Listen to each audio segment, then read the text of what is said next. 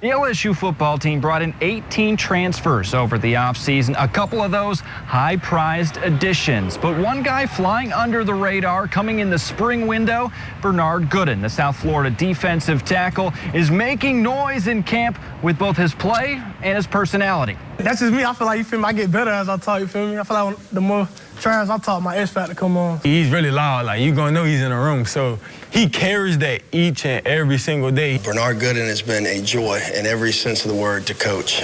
He is high energy.